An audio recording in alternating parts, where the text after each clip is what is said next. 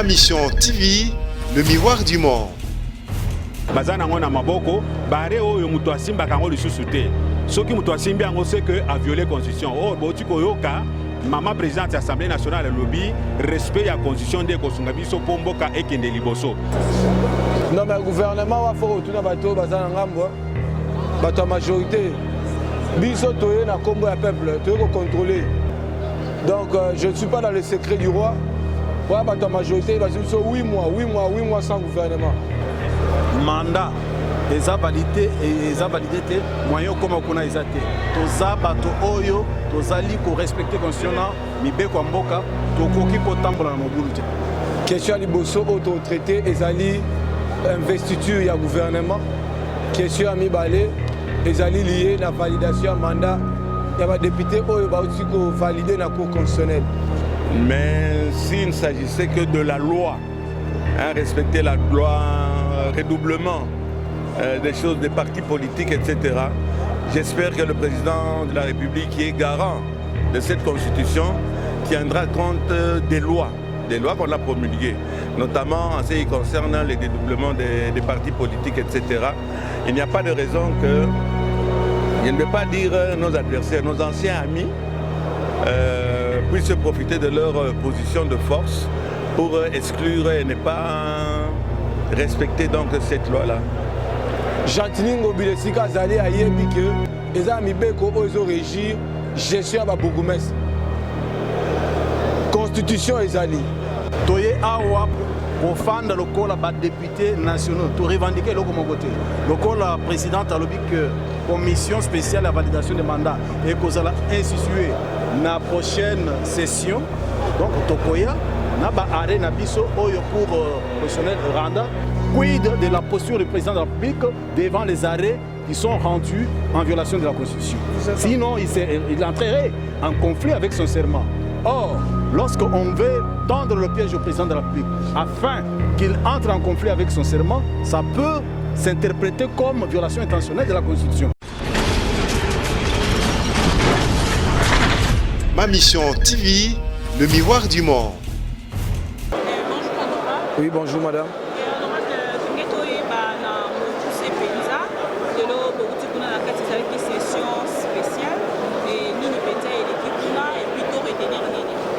Bon, les deux séance inaugurale, c'est-à-dire séance il y a beau fond il y a session extraordinaire où ils allaient principalement dans deux questions inscrites à l'ordre du jour. Question à Liboso auto-traité, ils allaient investiture il y a gouvernement. Question à Mibale, ils allaient lier la validation mandat. Il y a des députés qui ont validé la cour constitutionnelle. Voilà un peu de manière brève. Le discours, audition, discours, il y a le président de l'Assemblée nationale. Qui comme ça, je crois que dans 1 ou 2 jours, il y a un examen à fond. Il y a des questions inscrites à l'ordre du jour. Alors,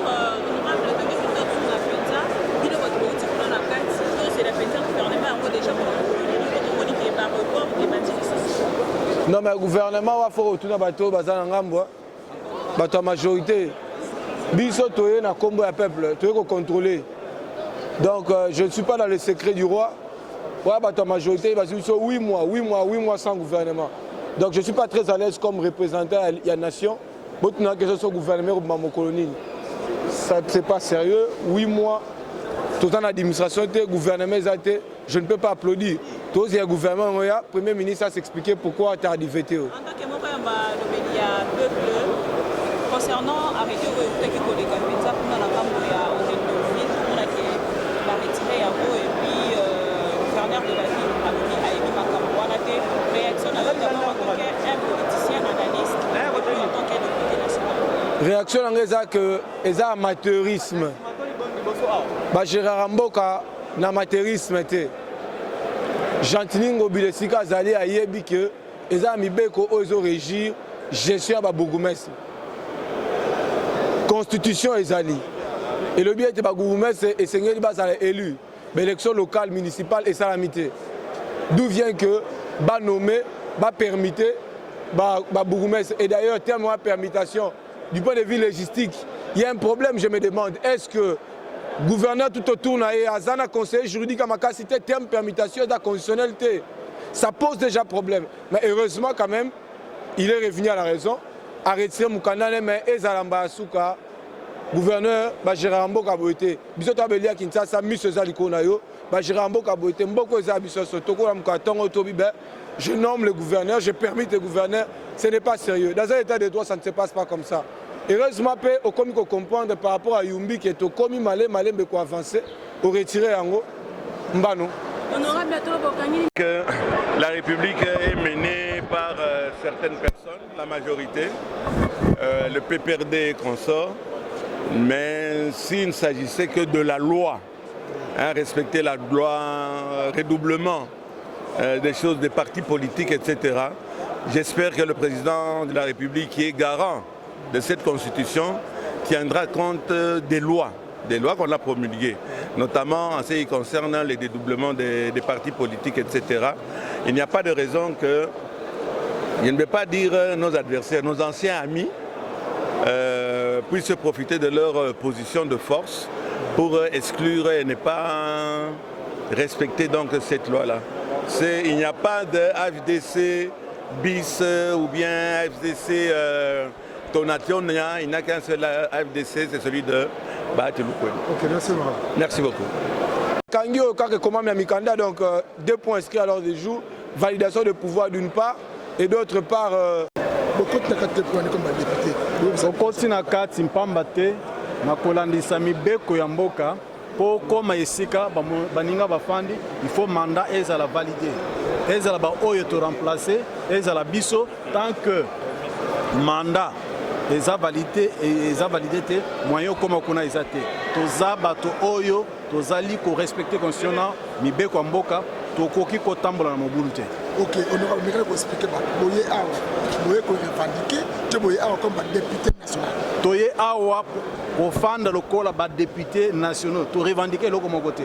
Lokola présidente a lobby que commission spéciale à validation des mandats et qu'on a institué na prochaine session.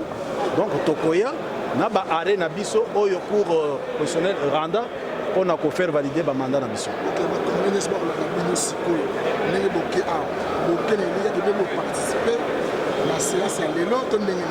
To participer à la séance à l'élo en tant que député muni il y a arrêt à cour constitutionnelle. Mais il y a un problème à kotombola loboko. Pour participer à vote, il y a pour participer à vote, il y a mandat na yo et ça la valider. Et là, on a des choses à poser là. En français, mais comment vous allez faire pour arriver à valider? Nous allons amener les arrêts qui sont des arrêts antérieurs rendus en vertu de la Constitution. Bazana ngona maboko, bare oyo mutu asimba kango lisusu te. Soki mutu asimbi ango c'est que a violé constitution. Or botiko yoka Maman présidente de l'Assemblée nationale le lobby respect la constitution de kosunga biso pomboka ekende liboso. Na minute oyo soki toye boye c'est que toza na assurance ya mokonzi ya mboka azui déjà dossier na biso na maboko pour solution et monana. Yango omoni toye bongo la prochaine plénière tokoya pe lisusu pour ba valider ba mandat na biso. Soki ba valider ba mandat na biso c'est que ba violer constitution wana to sengi peuple à se prendre en charge. Ils sont en train de se programmer avec le gouvernement qui vont venir. Et nous aussi, nous sommes en train de nous étudier. Et parmi ces outils figure notamment le problème du peuple qui ont été amenés par nous dès le départ parce que nous sommes élus par le peuple qui nous a donné un cahier de charges. Mais il y a aussi des problèmes récemment récoltés sur le terrain, parmi lesquels il y a des problèmes urgents qui guettent la nation, notamment l'insécurité, notamment les épidémies, la construction des infrastructures, la dynamisation de l'économie en vue de l'amélioration de la vie de la population en général. Et nous sommes en train de nous étudier par rapport à tous les éléments que nous détenons de la part du peuple pour entendre ce gouvernement et évaluer si ce gouvernement va nous présenter un programme compatible et qui répond aux besoins du peuple. Je crois ça. Dit-on, c'est un proverbe chinois qui dit il est facile de trouver 1000 militaires ou 1000 soldats que de trouver un général. Et donc vous voyez que la sélection d'un ministre qui va porter la charge de la vie de beaucoup de gens n'est pas chose facile. Et donc on ne doit pas condamner que ce toilettage soit fait. On a confiance à nos autorités. Je pense qu'ils vont faire un toilettage qui va rejoindre l'attendement du peuple parce que le dénominateur commun c'est le peuple et c'est les quantités du peuple. Merci, honorable. Je jure devant Dieu et la nation d'observer et de défendre la Constitution et les lois de la République. Quid de la posture du président de la République devant les arrêts qui sont rendus en violation de la Constitution. Sinon, il entrerait en conflit avec son serment.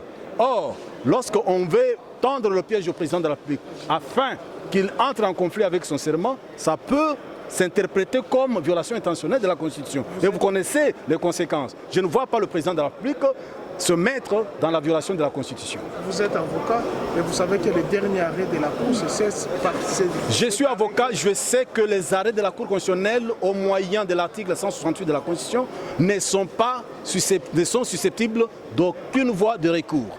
Je sais en tant que juriste qu'en vertu du principe de l'antériorité des actes, ce sont les actes antérieurs qui s'exécutent au détriment des actes postérieurs. Et dans l'espèce, nous sommes porteurs des arrêts antérieurs. Et donc, c'est nous qui allons être validés. Merci. Je vous en prie. Ma mission TV, le miroir du monde.